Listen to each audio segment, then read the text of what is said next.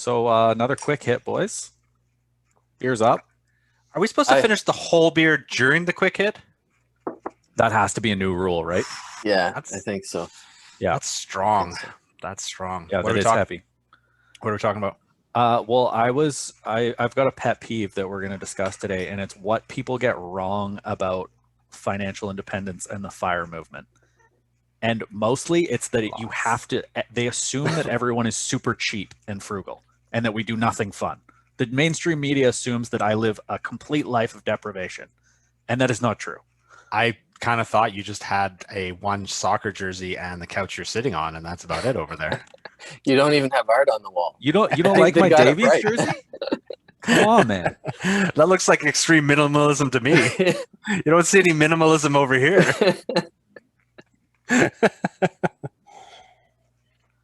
So, What do they get wrong? yeah.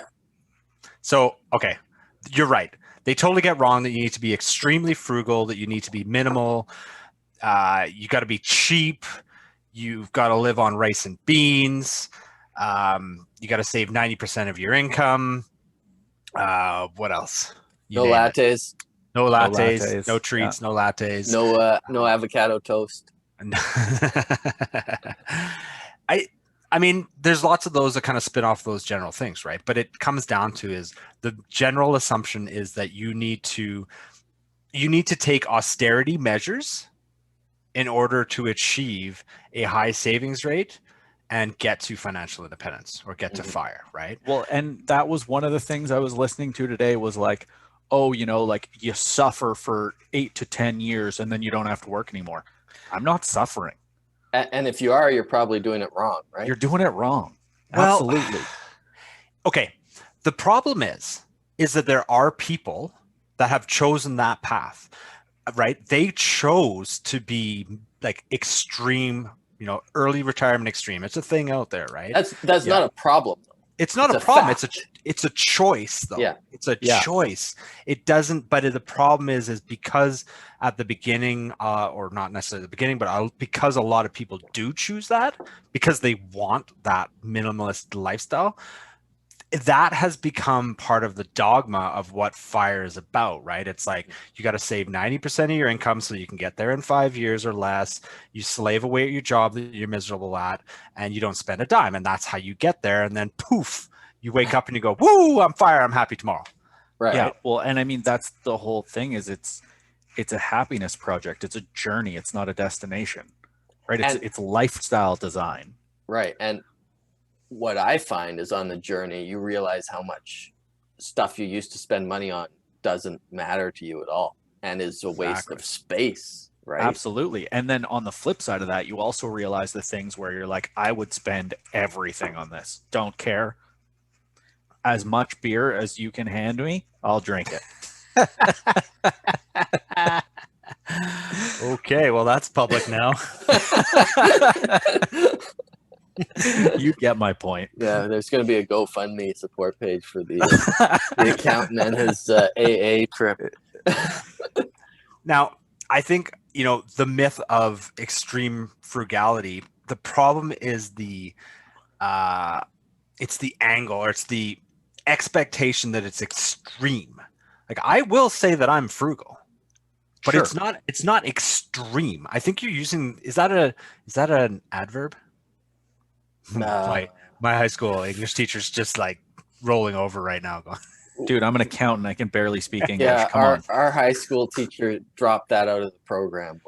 anyway, it's using words like that ruin it, right? Because frugality is a part of financial independence, because I think that's the point is you need to design the life you want to live, and being optimized with choices and finances makes sense to be part of the movement, right? I don't even know if But frugal's extreme? the right.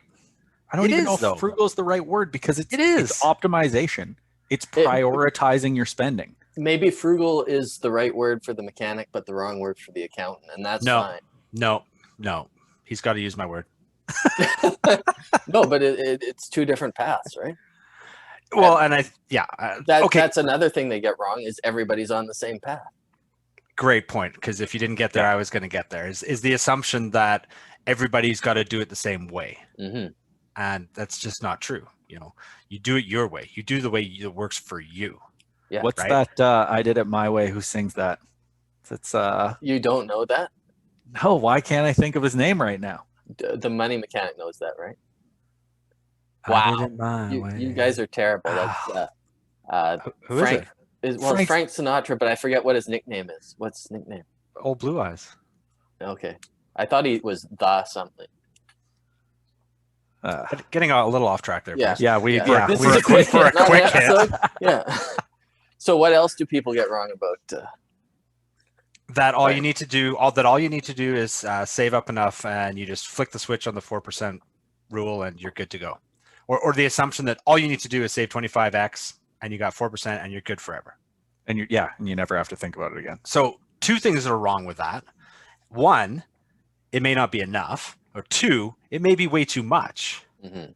Right? Yeah. So it's just a poor mathematical, because it's just a mathematical project at that point to say, if I expect my spending is this, then I need to save this. And then when these two are here and I've got 25x in between, boom, I'm fire.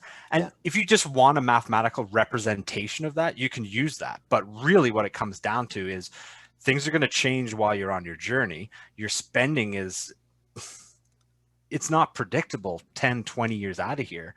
No. And the fact is too, is that you retire again. We've talked about this on the regular podcast, is you assess and retire again every year. You can change your spending. There might be years where you actually earn some money. There may be years that you don't withdraw from your portfolio.